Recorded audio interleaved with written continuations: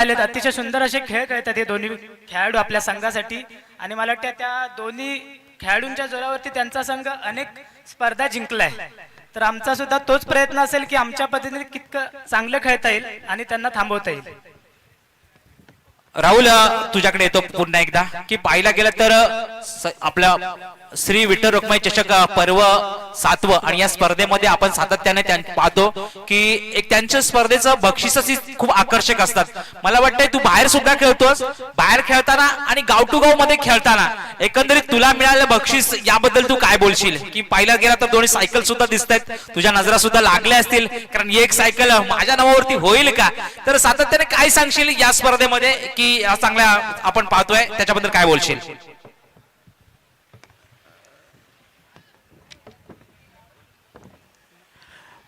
सर्वप्रथम आम्हाला इथं खेळण्याची संधी दिली त्याबद्दल VRCC पूर्ण कमिटीचे धन्यवाद. आणि नियोजन बोललं तर सगळ्यात वेगळं नियोजन असतं प्रत्येक दरवर्षी त्यांचं. मागच्या वर्षी झालेली टुर्नामेंट त्यावेळी आम्ही चॅम्पियन झालेलो आणि यावर्षी सुद्धा आम्ही जिंकायचा प्रयत्न करू.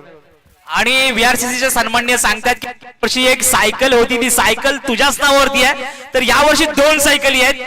गोलंदाजी मार्क कडून एक सायकल आहे आणि एक फलंदाजी साईडनी आहे. तर नक्कीच नजर त्या सायकलवरती असेल. शुभेच्छा असतील दोन्ही संघांना. खूप खूप चांगला खेळ केला सेमीफायनल साठी दोन्ही संघांना खूप खूप शुभेच्छा. थँक्यू. लगेच आपण पोहोचू त्या ठिकाणी जोडले गेले सन्माननीय मणिजी लोंढे यांचा आवाज. धन्यवाद सुदेशजी. चला आपण तुम्हा सर्वांना पुन्हा एकदा मॅच कडे घेऊन जातो आणि महत्वाची मॅच असणार आहे, कारण एकीकडे समीर आणि एकीकडे सुधीर. 12-18 चेंडू मध्ये 50 धावांची गरज असताना पहिल्या चेंडूवरती एक मोठा फटका खेळायचा प्रयत्न केला होता सुधीरने, पण 2 धावा प्राप्त केला. ओहो, सुरेख चेंडू पाहायला मिळेल विनोद कडून. एक एक चेंडू फार महत्वाचा आहे सुधीर. प्रत्येक चेंडूवरती तुटून पडावं लागेल आणि जशात तसं टेट फॉर टॅट असं उत्तर तुम्हाला द्यावं लागणार आहे, कारण मोठं आव्हान आहे, मोठं लक्ष तुम्हाला गाठायचं आहे. तुम्हाला जर जिंकायचं असेल तर मोठे फटके देखील तुम्हाला खेळावे लागतील. सन्माननीय राहुलजी मोरे या ठिकाणी उपस्थित, त्यांचा येतो जी सन्मान केला जाईल. मी विनंती करतो की आपण सन्माननीय समीर सावंत येतोय, चेंडू खाली, झेल मात्र सुटतोय. 2 धावा प्राप्त केल्या जात आहेत आणि 2 धावेने धावसंख्या पुढे सरकली जाते. धावसंख्या 4 या अंकावरती पोहोचली जाते. एका मोठा खेळाडू झेल सोडतो. पूर्ण कव्हर केली होती. आमच्या बरोबर सन्माननीय भावेची लोंढे सुद्धा जोडले गेले, तर त्यांचा सुद्धा आवाज मी तुमच्यापर्यंत नक्कीच ऐकवेन. सर्वांना आशा लागली आहे की तुमचा सुद्धा आवाज बंधू सकाळपासून या ठिकाणी उपस्थित आहेत आणि आज भाग्य लागलं की मनीष सरांबरोबर कॉमेंट्री करण्याची वेळ आली आणि आज मला वाटतं भावेजी लोंढे सुद्धा जोडलेत, तर त्यांचा सुद्धा आवाज मी तुमच्यापर्यंत ऐकवतो. लगेच विनंती करेन भावेजी लोंढे सरांना की आपण या स्पर्धेचं लाईव्ह प्रेक्षकांपर्यंत ऐकवायचं आहे. विनोद गोलंदाजी मार्क वरती आहे. मोठा फटका, हो इथे पाहायचंय. हा पंचांचा आकाशाकडे बोट येते. मोठी विकेट, जो मोठा अडथळा होता तो दूर झालेला आहे. सुधीर याचा, सुधीरला माघारी परतावं लागेल. नाराज होतोय स्वतःच्या कामगिरीवरती Sudhir. Back to the pavilion Sudhir. चला आपण जाऊया डिझे वाल्यांना भेटायला.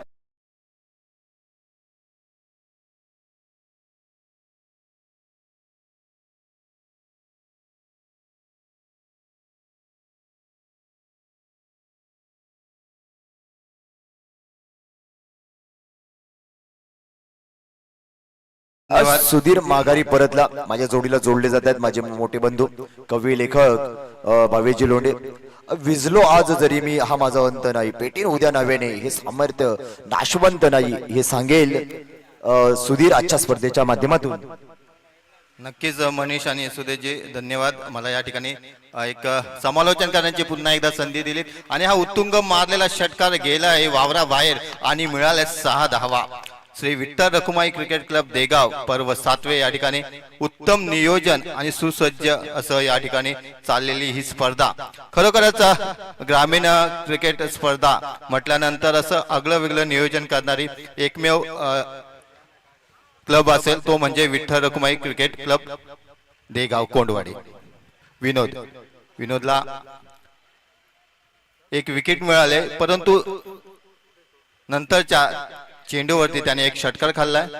सुधीरच्या रूपाने मिळालेली पहिली विकेट दामामे संघाला आणि पुन्हा एकदा सामना करतोय जोरदार हाणामारीचं षटक फाऊल प्लेचं षटक गेलाय बॉल 1 बाउन्स 2 बाउन्स सीमारेषे पार चौकार डीजे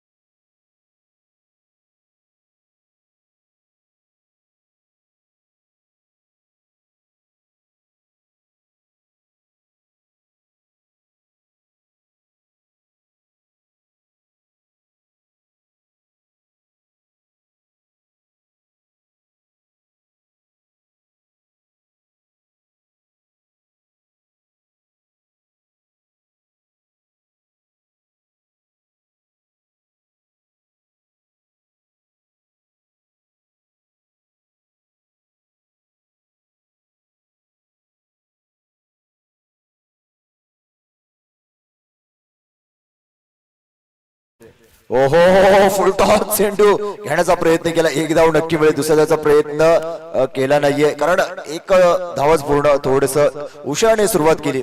मित्रांनो हार मांडणं सोपं असतं पण उभं राहणं धैर्याचं असतं. आजचा संघर्ष आपल्या उद्याची ओळख बनत असते आणि खरंच आजचा संघर्ष आजचा परफॉर्मन्स हे तुम्हाला एक वेगळं नाव देणार आहे.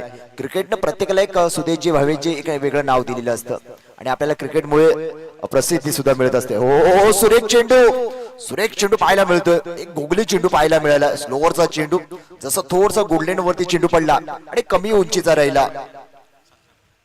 त्यानंतर ओंकार स्पोर्टचे मालक आदरणीय ज्यांच्या माध्यमातून प्रत्येक सामन्याला जर्सी आपण प्रदान केली ते ओंकार स्पोर्टचे मालक आदरणीय ओंकार सर यांचा आपण अर्ध तिथे सन्मान करतोय. मी कमिटीला विनंती करेन की आपल्या शुभ हस्ते आपण ओंकार सरांचा आपण सत्कार करायचा. मायेची शॉल, प्रेमाचा गुलदस्ता आणि विठ्ठल रखुमाईची पवित्र प्रतिमा देऊन आपण त्यांना सन्मानित करायचं आहे. चला आपण ऐकूया भावेश सरांना. तुझ्यात आहे चमक वेगळी, तुझ्यात आहे धमक वेगळी. आज या ठिकाणी चमक आणि धमक दाखवण्याची वेळ दोन्ही संघांवरती येऊन टेपलेली आहे. कोण जिंकणार ही सेमीफायनलची पहिला सामना आणि कोण अंतिम फेरीत धडक मारतोय हे पाहणं मोठं रंजक ठरणार. आणि पुन्हा एकदा फुलटच चेंडू खेळण्याच्या नादामध्ये मात्र या ठिकाणी एक धाव पूर्ण केली, दुसरी धाव सहजरित्या दोन्ही खेळाडूंनी पूर्ण केल्यात आणि 2 धावेच्या मदतीने धाव संख्या पोहोचले 21 धावा. अजूनही खूप धावांची आवश्यकता आहे. हाणामारी करावी लागेल, कुटाकुटी करावी लागेल. पहिला चेंडू हा वावराबाहेर तुम्हाला फेकावा लागेल, वडा खाली मारावा लागेल, तेव्हाच धावा कुठेतरी होतील आणि हा विजय कोणातरी प्राप्त होईल. एकाचा विजय आणि दुसऱ्याचा पराजय या ठिकाणी होणारच आहे. क्रिकेट हा खेळ असाच आहे की इथे हार जीत ठरलेली असते. पुन्हा एकदा 2 धावा 23 धावा धावफलकावरती जोडल्या गेलेल्या आहेत. तदनंतर आपण राहुलजी मोरे साहेब यांचा आपण आदर तिथे सन्मान करतोय. मी कमिटीला विनंती करेन की राहुलजी मोरे साहेब यांचा आपण आदर तिथे सन्मान करायचा आहे. राहुलजी मोरे साहेब. हो त्यानंतर अंकितजी मोरे साहेब यांचा देखील आपण आदर तिथे सन्मान करणार आहोत. तो त्यांनी स्वीकार करायचा आहे. अंकितजी मोरे साहेब, राहुलजी मोरे, अंकितजी मोरे यांचा आपण सन्मान करणार आहोत. आणि षटक क्रमांक 2चा देखील इथे खेळ संपतोय. धावफलकावरती धावा होत आहेत 25. जिंकण्यासाठी अजूनही 25 धावांची गरज. 6 चेंडू 25 धावांची गरज. निश्चितच या ठिकाणी अवघड लक्ष आहे परंतु अशक्य असं नाहीये. 6 धावा आणि 6 चेंडू आणि 25 धावांचं या ठिकाणी आव्हान आहे. परंतु क्रिकेट म्हटल्यानंतर 6 चेंडू आणि 36 धावा सुद्धा या ठिकाणी ठोकलेल्या आहेत. ती आठवण म्हणजे युवराज सिंगने वर्ल्ड कप मध्ये 6 चेंडू आणि 36 धावा, तब्बल 6 षटकार 6 चेंडूवरती मारलेले आहेत. तसाच कारनामा या ठिकाणी पांगारी संघाला करावा लागेल. परंतु पुढे गोलंदाज आहे श्याम अर्थात समीर, एक दापोली तालुक्यातील नव्हे तर रत्नागिरी जिल्ह्यातील नावाजलेलं नाव समीर सावंत. पुन्हा एकदा तयार आणि विकेटचं पतन अपील होताना, परंतु विकेटचं पतन नाहीये, जोरदार अपील झालेले आहे आणि लेग बायचा इशारा येतोय अंपायर कडून. 1 धावेची भर झालेली आहे. आता मात्र 5 चेंडू आणि 24 धावांचं या ठिकाणी कठीण लक्ष्य. जवळजवळ 1 चेंडू जर सोडला तर सलग 4 षटकार या ठिकाणी सुदेशजी मारावे लागतील, तेव्हाच कुठेतरी ही मॅच एक अटीतटीची होईल आणि कुठेतरी हा दमामी संघाकडे झुकलेलं पार्ट पुन्हा एकदा पांगारीकडे झुकू शकतो. पुन्हा एकदा श्याम तयार. श्याम एक कसलेला आणि कसदार गोलंदाज आहे. त्याला माहित आहे ग्रामीण क्रिकेट स्पर्धा कशी खेळली जाते आणि त्या ठिकाणी खेळाडू कसे खेळतात. त्याचा पुरेपूर अनुभव असलेला खेळाडू म्हणजे समीर सावंत. समीर सावंत रत्नागिरीचा टायगर. समीर सावंत आज मैदानामध्ये आपल्याला पाहायला मिळतं. एक मोठ्या स्पर्धेमध्ये खेळतोय. श्री विठ्ठल रखुमाई चषक 2026च्या हे 7व्या पर्वामध्ये साथ देतोय. आणि विशेष म्हणजे समीर सावंत यांचं प्रेम विठ्ठल रखुमाई या संघावरती फार मोठं आहे. ओ पुढे उडी खेळायचा प्रयत्न होतोय. म्हटलं जातं चतुराई चपाई म्हटलं जातं. आणि पंच वाईटचा इशारा, पंचाचा आणि विकेटचं पतन देखील. 1 धाव मिळेल आणि 1 विकेटचं पतन देखील होईल.